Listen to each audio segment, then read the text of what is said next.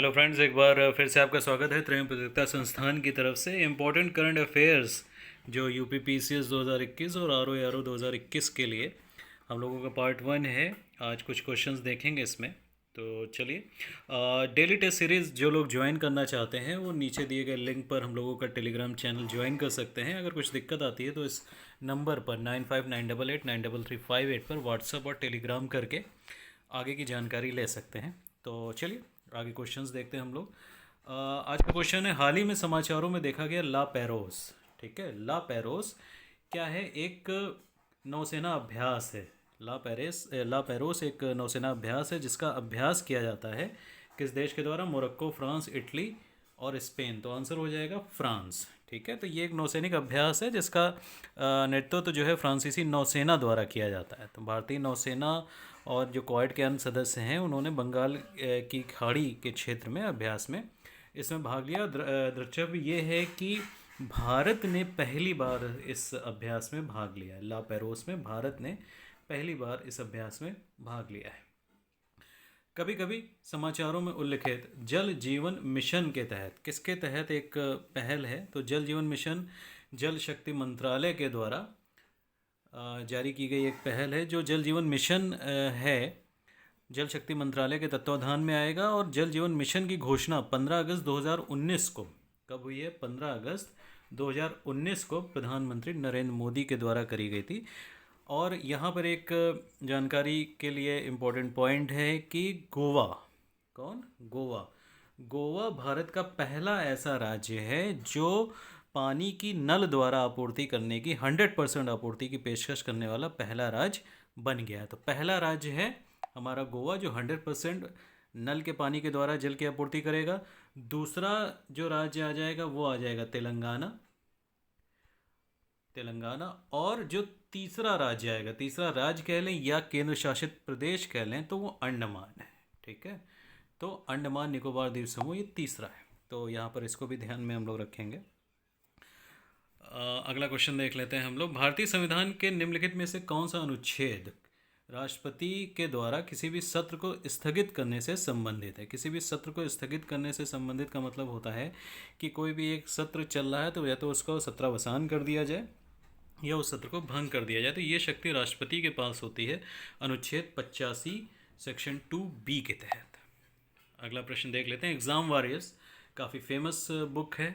इसका नया संस्करण किसके द्वारा लिखा गया है? तो नरेंद्र मोदी के द्वारा लिखा गया है जो हमारे माननीय प्रधानमंत्री हैं। हाल ही में, अगला क्वेश्चन देख लेते हैं हम लोग।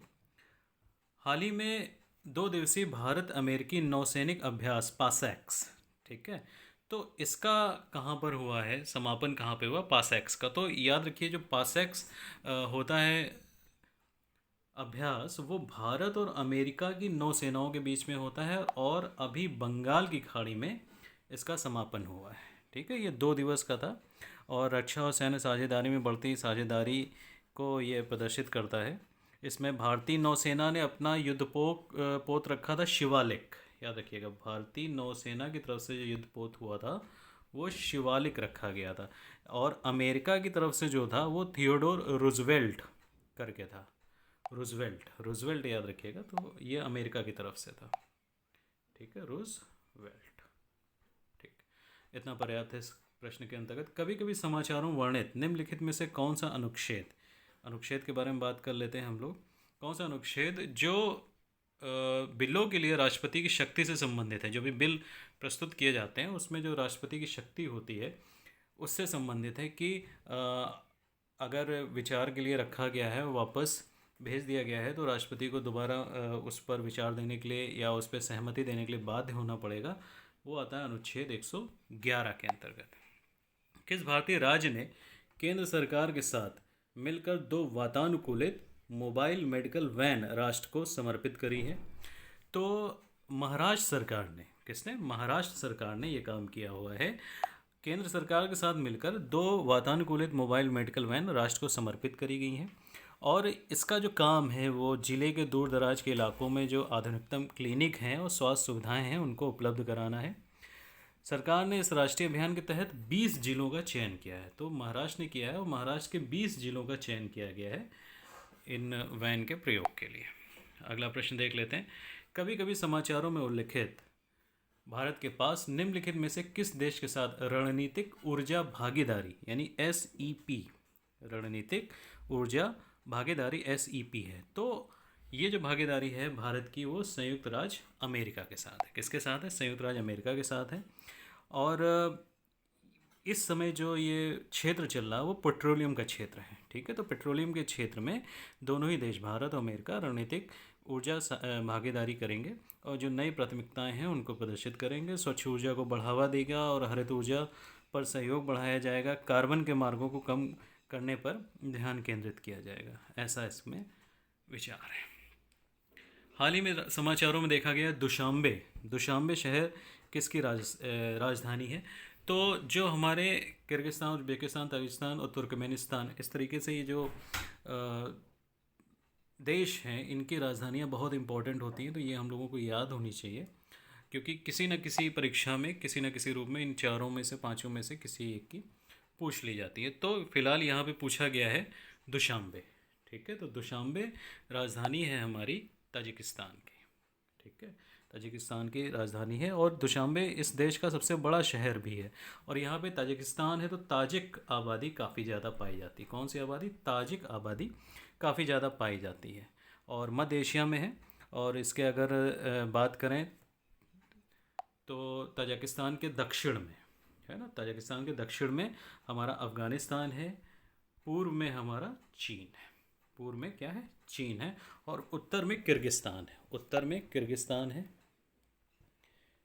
जो पॉइंट आपको इम्पोर्टेंट लगता है तो आप लिख सकते हैं वीडियो को पॉज करके। उत्तर में किर्गिस्तान है और पश्चिम में उज्बेकिस्तान है, ठीक है। तो ये बात हो गई हमारी ताजिकिस्तान की, ठीक है। आगे बढ़ते हैं हम लोग।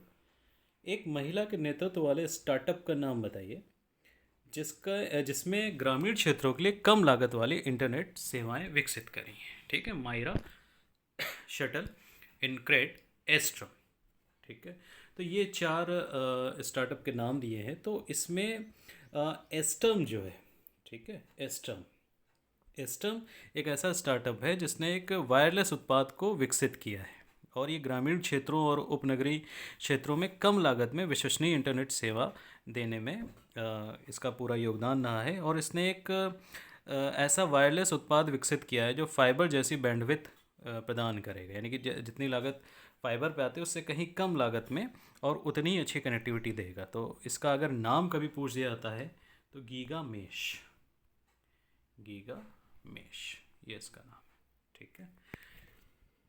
आगे बढ़ते हैं। कभी कभी समाचारों में वर्णित श्री अमरनाथ गुफा किस जिले में स्थित है? तो अमरनाथ गुफा अनंतनाग ज़िले में स्थित है, जम्मू कश्मीर के अनंतनाग ज़िले में स्थित है। अगर अभी देखा जाए तो जो अमरनाथ मंदिर है वो एक हिंदू मंदिर है, करीब 3888 मीटर 3888 मीटर की ऊंचाई पर स्थित है और ये श्रीनगर से करीब 141 किलोमीटर दूर है। श्रीनगर से पहलगाम एक शहर है, पहलगाम, ठीक है, एक पहलगाम शहर है, वहाँ पर ये स्थित है। और 1 अप्रैल 2021 से ये पंजीकरण चालू हो जाएगा जो अमरनाथ यात्रा के लिए। 1/4/2021 से इसकी यात्रा के लिए पंजीकरण चालू हो जाएगा। लगभग 56 दिन की यात्रा होती है और हमेशा ये यात्रा जो समाप्त होती है वो रक्षाबंधन पर समाप्त होती है। अंडमान और निकोबार में बिजली आपूर्ति परियोजना को कौन सा देश निधि प्रदान करेगा? तो अंडमान और निकोबार की जो बिजली आपूर्ति परियोजना है उसके लिए जापान के साथ, किसके साथ? जापान के साथ अनुबंध हुआ है और जापान यहाँ पर वित्त प्रोवाइड कराएगा अंडमान निकोबार में जो बिजली की व्यवस्था है उसको सुचारू रूप से चलाने के लिए। करीब 265 करोड़ रुपए का अनुदान है। कितने का? 265 करोड़ रुपए का अनुदान है। और ये जो अनुदान दिया जाएगा स्टेबलाइजर्स की खरीद में सहायता करेगा जो सौर शक्ति को थोड़ा सा बेहतर बनाएगा। चलिए आगे देख लेते हैं हम लोग। किन दो देशों ने 25 साल के रणनीतिक सहयोग समझौते पर हस्ताक्षर किए हैं? चीन और पाकिस्तान, भारत और रूस, भारत और ईरान, चीन और ईरान। तो 27 मार्च को ये हस्ताक्षर हुए। इसमें चीन और ईरान ने अपने 25 साल के रणनीतिक सहयोग समझौते पर हस्ताक्षर किए हैं। जो उद्देश्य है इन दोनों के बीच में, तो ऊर्जा उद्योग, परिवहन और बंदरगाह, इन सब में निवेश के लिए एक डिज़ाइन स्थापित करने में इस संधि का उद्देश्य रखा गया है, 25 साल की है। जो चीन का ट्रिलियन डॉलर बेल्ट और रोड इनिशिएटिव है, ट्रिलियन डॉलर बेल्ट और रोड इनिशिएटिव है, जो चीन की योजना है महत्वाकांक्षी, उसी का ये एक हिस्सा है। मेरापी पर्वत अभी हाल ही में समाचारों में था, ये काफ़ी फेमस था मेरापी पर्वत। तो ये कहाँ पर है, तो मेरापी पर्वत के बारे में हम लोग जान लें। ये जो मेरापी पर्वत है एक शंक्वाकार ज्वालामुखी है, ठीक है। कैसा है, एक शंक्वाकार ज्वालामुखी है जो जावा और इंडोनेशिया की सीमा के बीच में स्थित है। तो यहाँ पे आंसर हमारा क्या हो जाएगा, इंडोनेशिया हो जाएगा। और ये एक सक्रिय ज्वालामुखी है। इंडोनेशिया का अगर कहा जाए तो सबसे ज़्यादा सक्रिय ज्वालामुखी है, और 1548 से लेकर सन 1548 से लेकर लगातार ये प्रज्वलित होता रह रहा, ठीक है। समय समय पर विस्फोट करता रहता है। तो करीब 2968 मीटर ऊंचा है, और अभी 27 मार्च को क्या हुआ था, इसमें पुनः एक उद्गार हुआ था, इसलिए ये खबरों में है। तो ये प्रश्न इम्पोर्टेंट है आपकी परीक्षाओं के लिए। किसने ISSF शूटिंग वर्ल्ड कप में 25 मीटर रैपिड फायर पिस्टल मिश्रित टीम स्पर्धा में स्वर्ण पदक जीता है? विजयवीर सिद्धू, तेजस्विनी, ए और बी दोनों, और गुरप्रीत सिंह। तो यहाँ पे आंसर आपका हो जाएगा विजयवीर सिद्धू और तेजस्विनी, इन दोनों ने, ठीक है। तो ऑप्शन हो जाएगा सी, ए और बी दोनों। मिताली एक्सप्रेस ये कहाँ चलाई गई है, तो ये बहुत ही महत्वपूर्ण प्रश्न है। मिताली एक्सप्रेस भारत और बांग्लादेश के बीच में चलाई गई एक नई यात्री सेवा ट्रेन है, ठीक है। तो भारत और बांग्लादेश के बीच में चलाई गई है। अगर ये देखा जाए तो जो लिंक है, जो इस ट्रेन का लिंक है, वो हल्दीबाड़ी से चिल्हाटी, ठीक है। तो हल्दीबाड़ी से चिल्हाटी लिंक पर ये है। और जो दो स्टेशन हैं, तो भारत में आ जाएगा अपना न्यू जलपाईगुड़ी, ये भारत में आ जाएगा। और बांग्लादेश का हो जाएगा ढाका छावनी, ठीक है। तो ढाका छावनी तक ये जाएगा। नरेंद्र मोदी और शेख हसीना जो प्रधानमंत्री हैं वहाँ की, बांग्लादेश के, उनके द्वारा इसको किया गया। अगला प्रश्न है, समाचारों में देखी गई हाइपेनिया इंडिका और हाइपेनिया बुलेटा, ठीक है, ये किसकी प्रजाति है? तो ये दोनों जो प्रजातियां हैं, हैपेनिया इंडिका और हैपेनिया बुलेटा, ये समुद्री शैवाल की प्रजातियां हैं। किसकी हैं? समुद्री शैवाल की हैं। तो ये दो नई प्रजातियां ये खोज में लाई गई हैं। इनको जो समुद्री शैवाल होता है, जीनियस हैपेनिया या लाल समुद्री शैवाल, तो एक तरीके से इसको देखा जाए तो जो लाल रंग के समुद्री शैवाल होते हैं उनसे ये संबंधित है। और भारत के नाम पर, जैसे यहाँ पर ये है ना हाइपेनिया इंडिका, तो इसका नाम भारत के नाम पे दिया गया। और बुलेटा है, इसका नाम इसलिए दिया गया कि इसमें फफोले टाइप में, छाले टाइप में इसके ऊपर, इस शैवाल के ऊपर मिलते हैं छाले के निशान, तो इस वजह से इसका नाम बुलेटा दिया गया है। जो बुलेटा है ना, जो हाइपेनिया बुलेटा है, ये हमारी खोजी गई है दमन दीव और कन्याकुमारी, दमन दीव में और कन्याकुमारी, ठीक है। ये यहाँ पर खोजा गया है शैवाल। जबकि जो हैपेनिया है वो तमिलनाडु और रामेश्वरम, कन्याकुमारी, गुजरात, ठीक है, इनमें खोजा गया है, ठीक है। तो तमिलनाडु, जो इंडिका है तमिलनाडु में, कन्याकुमारी में, गुजरात में खोजा गया है ना। गुजरात में अगर पर्टिकुलर प्लेस की बात करें तो सोमनाथ पठान और शिवराजपुर, गुजरात में सोमनाथ पठान और शिवराजपुर में खोजा गया, जबकि तमिलनाडु में कन्याकुमारी में खोजा गया, ठीक है। इंपॉर्टेंट क्वेश्चन है। GSAT-1 निम्नलिखित में से किस प्रकार का उपग्रह है? अगला प्रश्न, GSAT-1। तो GSAT-1 क्या है? ये एक पृथ्वी अवलोकन उपग्रह है, ठीक है। ये पृथ्वी अवलोकन उपग्रह है। इसका अर्थ क्या होता है? जियो इमेजिंग सैटेलाइट। इसके द्वारा एक इमेजिंग करी जाती है, वास्तविक समय निगरानी करी जाती है। तो ये भूस्थैतिक कक्षा से होता है। इसमें दो समान उपग्रह हैं जो करीब 42 से 318 मीटर की रेंज, 42 से 318 मीटर की रेंज में रेजोल्यूशन करेंगे। तो अभी हाल ही में इसको लॉन्च किया गया, लॉन्च होना है अभी, ये 18 अप्रैल को।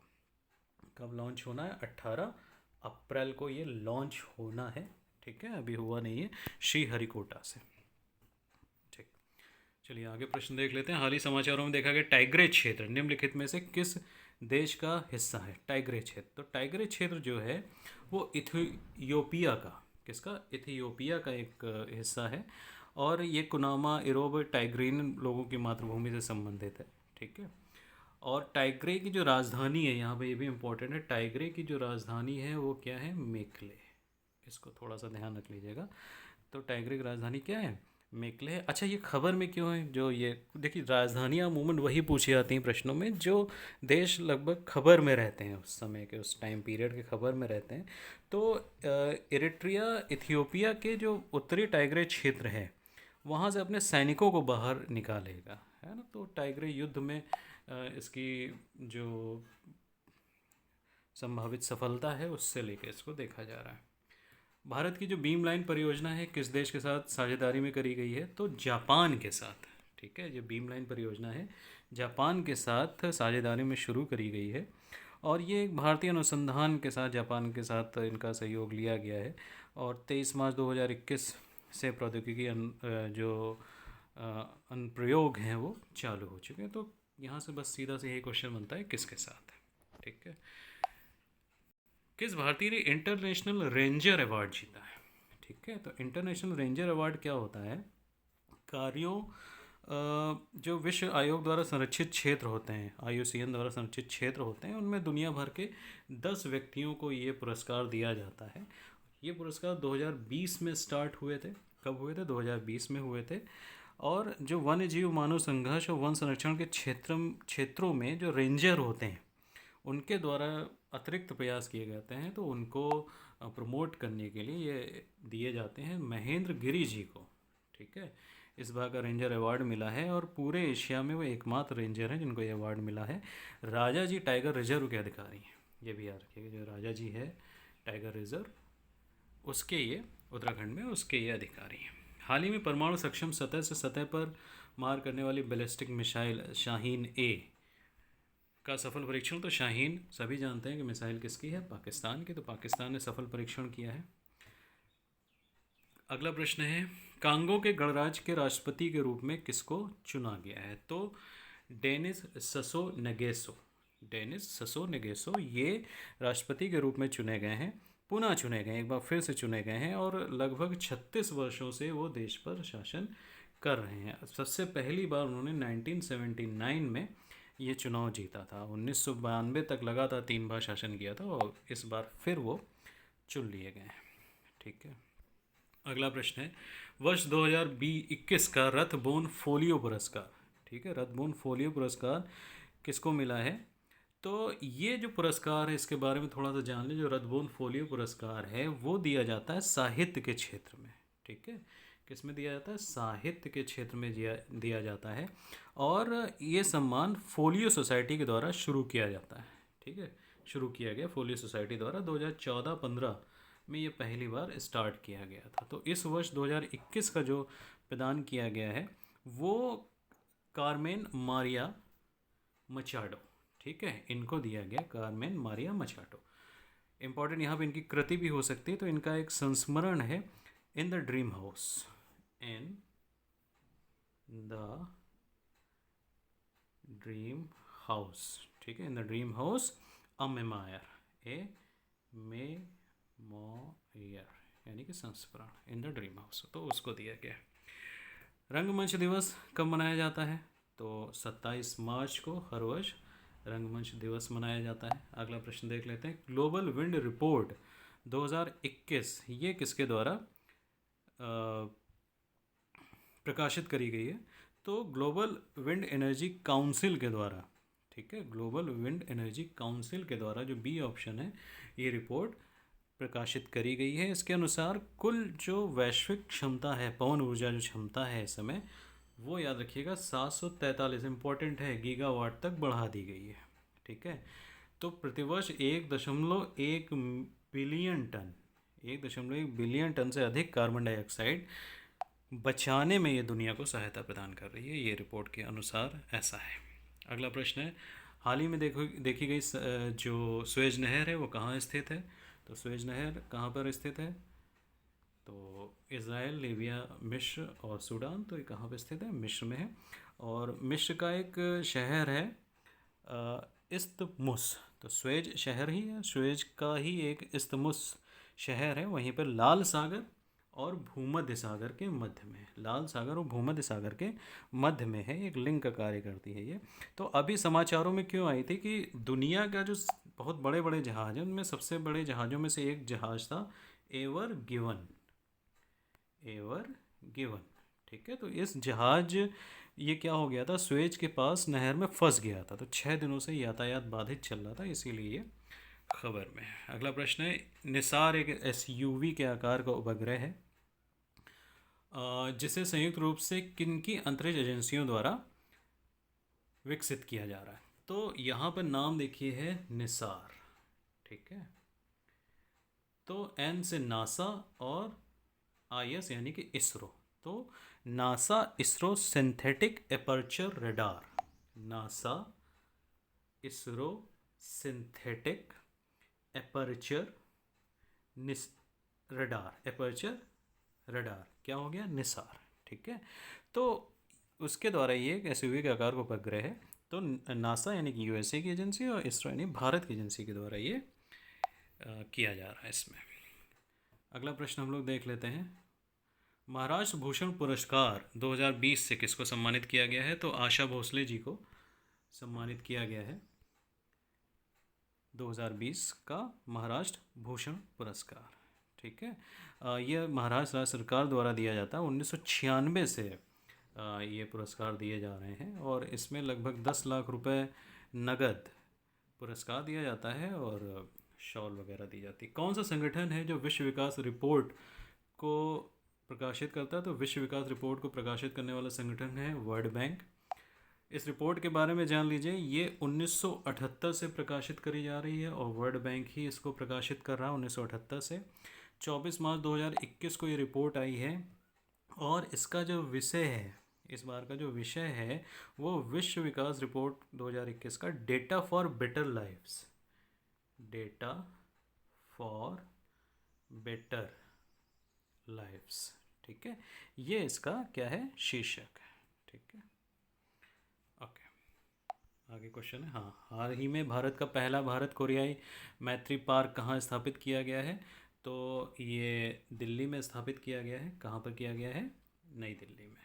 ठीक है, अगला प्रश्न देख लेते हैं। बस आज के ये प्रश्न हो गए हम लोगों के, काफ़ी महत्वपूर्ण प्रश्नों की श्रृंखला है। तो एक बार इसको फिर से वीडियो देखकर जहाँ पे जो पॉइंट मैंने बीच बीच में बताया उनको आप नोट कर सकते हैं। बहुत बहुत धन्यवाद आप लोगों का वीडियो देखने के लिए। इसे ज़्यादा से ज़्यादा लाइक और शेयर कर दें। धन्यवाद।